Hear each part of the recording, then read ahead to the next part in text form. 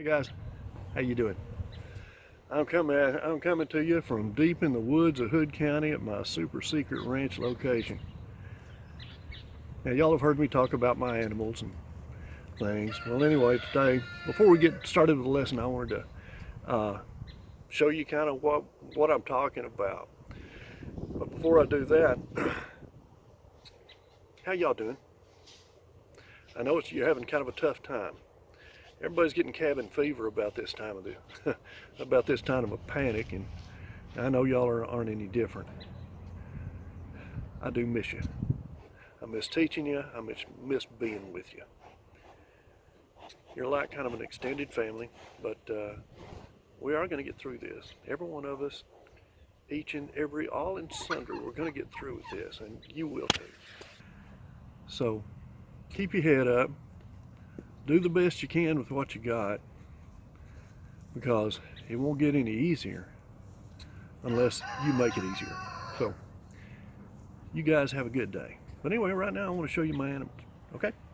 All right. These are my turkeys. And you can tell the two in the foreground, they're toms. The white one, his name's Walter White. And then we've got Fred. And the one in the middle that's noisy, that's Ethel. She's my only hen.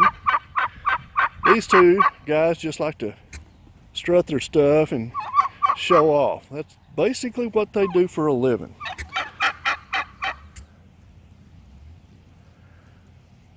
They're the only two turkeys I've got.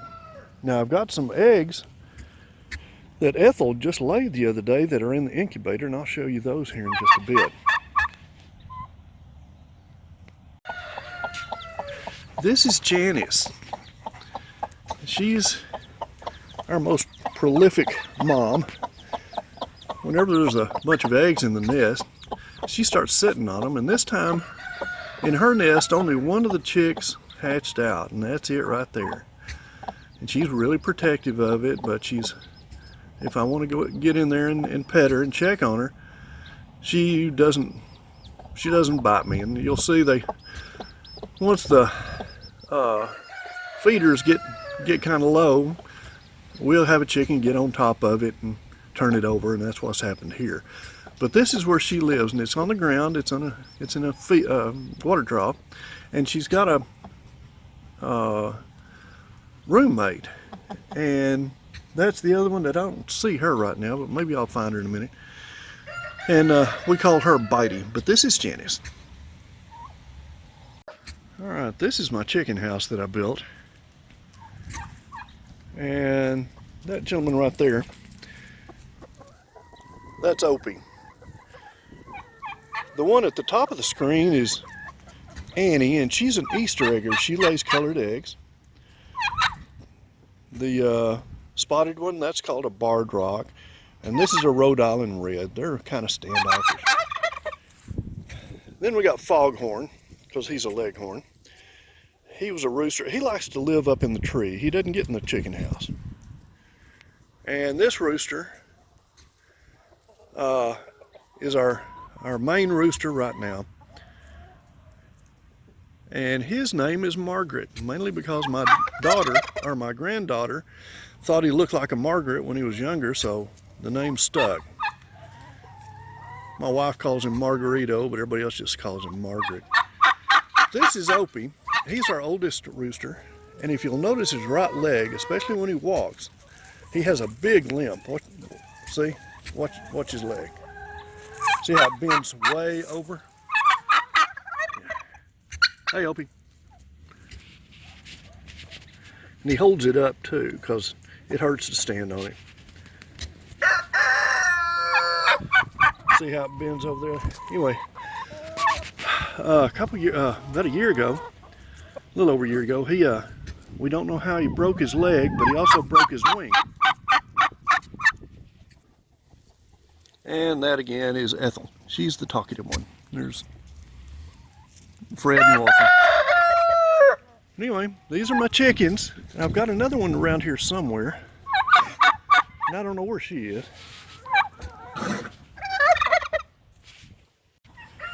Okay, this is Mackie May. Come here, girl. Come here. Come here. Come here. Anyway, she's our German Shepherd. And she's really protective. Not so much of the birds because they pick on her. See how Walter is going after her? Yeah, he'll bite her and kind of claw at her. And she wants to bite them back, but she gets yelled at for that. But anyway.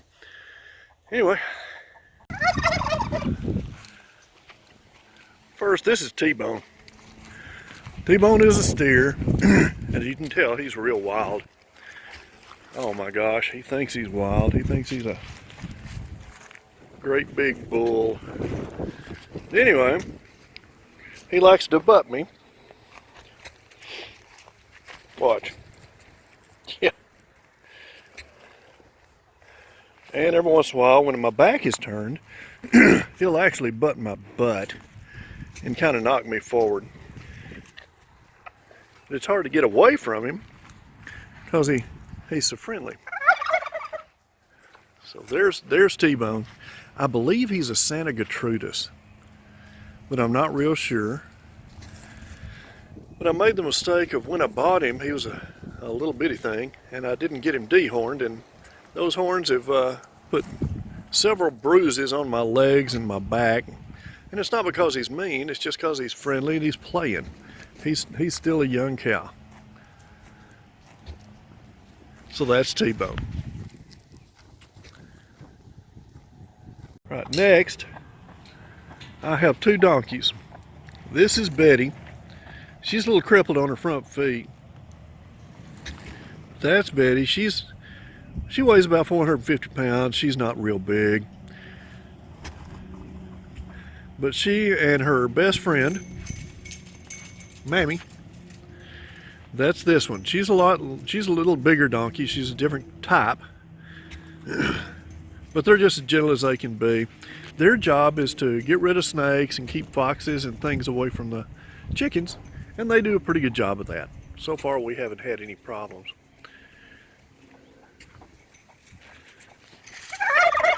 So there are my two donkeys.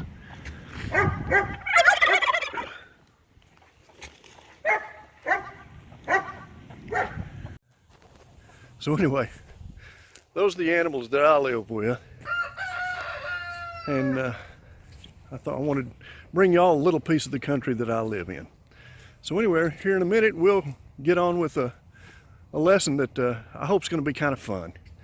Because I know you don't have calculators. So instead of having to go get calculators, I'm going to let you build one. And it doesn't use electricity. I'll see you in a minute. Hey guys and ladies, I'm back. What I'm going to show you today is how to build a calculator using Napiers bones. That's what it's called. Now, John Napier was a guy who lived in Scotland back in he was born in 1550 and he died in 1617. So he was an old guy, but way back when, before they even thought of having electricity. Well, he's the guy. He's a Scottish mathematician who discovered logarithms. We hadn't done that, but it's a fairly interesting thing to study.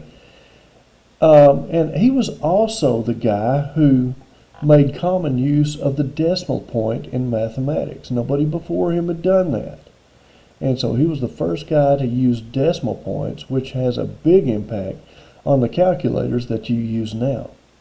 So anyway, without further ado, let's build a calculator so you can multiply several digit numbers with something that does not use electricity. And you don't have to use a whole lot of brain power because it's already done for you by a guy by the name of John Napier, who created Napier's bones. All right. You should have been given a paper that looks like this. And it should be one entire piece of paper